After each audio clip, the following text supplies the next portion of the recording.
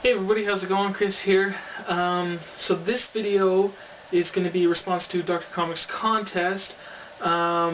He's got a couple things to give away, and the contest was about your favorite villain, Star Wars villain, and I think he wanted to know, if they didn't already have a series, which villain is deserving of their own series, something like that. So I'm going to do that, give a little talk about that, but first, just a little update on some of my own stuff. A contest. I got a package together here. Actually, instead of me doing it, I'm going to be letting Stadium Comics do this contest. So it's packed up, ready to go. This is actually a Saga #1 first printing, signed by Fiona Staples, and it has a drawing on the back cover. I also did a drawing on the back of the backer board too. So that's all going to be a surprise for you guys over at Stadium Comics. So just go to their channel, subscribe to them. Awesome channel, love it. I love sending things to them. And prizes like this. Hopefully, maybe all the one close to 700 subscribers. Probably Stadium Comics will be able to get a lot. Wider audience to see this, and more potential people to win the prize. So I think that's good, anyways. So yeah, keep an eye out. A signed copy and a doodle on the back of the cover. Saga #1, Stadium Comics. They will do the prize for me. So that's awesome. Also, some stuff that I got. I think it was almost a couple weeks ago. I've got an art project going for somebody here on YouTube, and a couple people already know what it is, but I'm leaving it as a surprise. The first one here is a colorless blender marker Copic. These were the more expensive ones. I actually found this one pretty cool. I like the shape and how it brushes. Double tipped, a wide one, and then more of a brush hand. So I might, when we go back to Michael's or Dave Sayers or whatever, I might go back and get some Copics. So that's Copic Sketch, and these 4 colors here are Prismacolor, again a wide nib and a more fine nib. But I got 2 grays, and I'm going to build up over time these markers, because if you buy them a pack, they're really expensive. These art markers. I mean, you can be $60, $100 for a pack. So I'm going to slowly build up my collection of markers. So I really like them. But anyways, 2 grays. I got a couple of warm grays. The first one 10%. Yeah, warm gray 10% and a 20%. And I'll keep going up. I'll collect them. And then I got 2 brown colors here. I got a dark brown and a light umber. So those are the markers that I got. I also got a kneaded eraser. I've never used one before, and these are really great for all your art projects. Much better than, not much better, but I mean it has its use anyways. The hard erasers and the kneaded erasers were really good. This was really great using a kneaded eraser on the comic book art boards, and especially if you're using a softer pencil, then it comes off much cleaner. You don't have to smudge. You just kind of have to roll it or stick it. So instead of erasing your pencil after your inks and smudging lines, this actually worked much better. So I'm happy to have this kneaded eraser. So that was a couple things I want to share with you guys. Also, I don't know if anybody does this. I started doing this.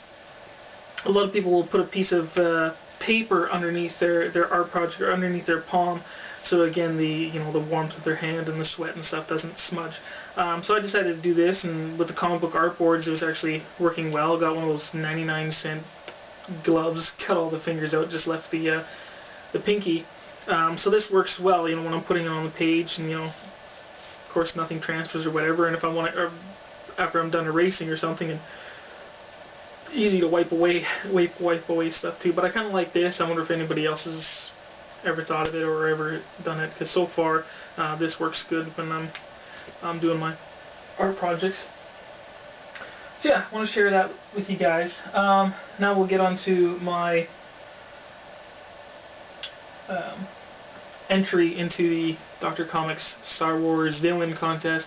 I So first off, to start off with, I don't really read many of the Star Wars books. He showed a lot of awesome CGC books.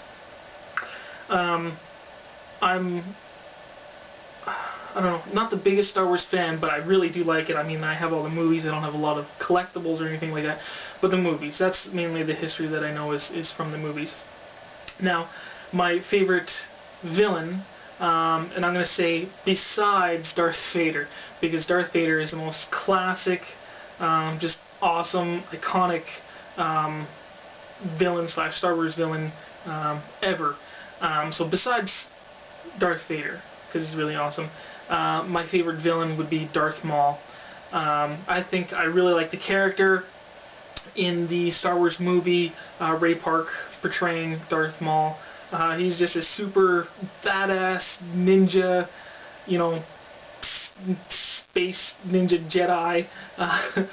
So just really cool, double lightsabers. I like it, just all the flips in the action. Took 2 Jedi to eventually take him down. He's got those just really great aesthetic look, you know, with the horns and all the tattoo look. That catches my eye. It's very flashy. It's really cool. I think black and red is a great combination. And so once Dr. Comics announced the contest, I was like, I got to kind of research him a little bit more too.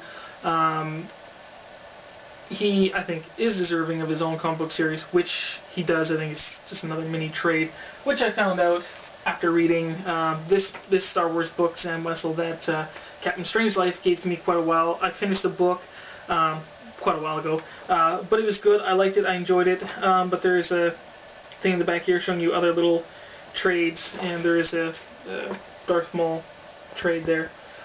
So that would actually be really interesting in his backstory. I kind of went through it quickly, used Wikipedia, and one of the things that really caught my eye is that he has other brothers, and I think he had to sort of outfight them for whatever, some kind of warrior position or something. I can't quite remember. But one of the things that really caught my eyes is supposedly he lost his legs, and his lower half, he got this like this spider lower half, and which really reminded me of Saga. Now, so I thought that was kind of cool. So this, you know, what is he, a Sith or whatever it is? You know, this sort of a space bounty hunter of sorts with a spider lower half. That really reminded me of the stock from the Saga comic book. So, and a lot of people are not comparing, but there's a lot of Star Wars elements sort of throughout Saga as well. I'm sure there's some Star Wars influences in it. But that really caught my attention, and then later on, I guess through this sisterhood of, I don't know, other aliens on his home planet who do witchcraft, I guess. Somehow he was able, you know, through their sorcery and their science and whatever, was able to get his legs back, and I think they were like bionic legs or something like that.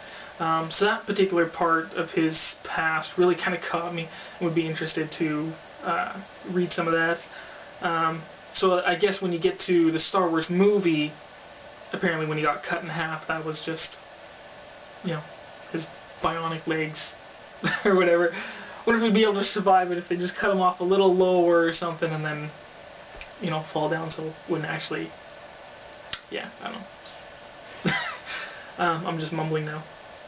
But yeah, I found that part really, really interesting. Before Dr. Comics made his video here too, I was researching into the Marvel Comics, Star Wars comics, the old ones from the 70s. I have a list that a bunch of YouTubers helped me compile probably about over a year ago when I was starting up my my other mystery comic book savings jug, you know, as to what comics I should maybe possibly purchase with that money. Of course, that money eventually went to the Calgary Comic Show to go see Stan, which was great. But on that list was Star Wars #1, and it was the price variant. So before Dr. Comics made this video, I've been researching that for a little while, finding that really interesting.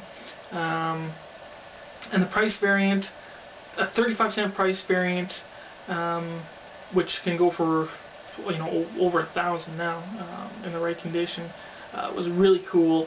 So eventually you might see some older Star Wars comics. I can get the regular 30-cent edition for, you know, under $20.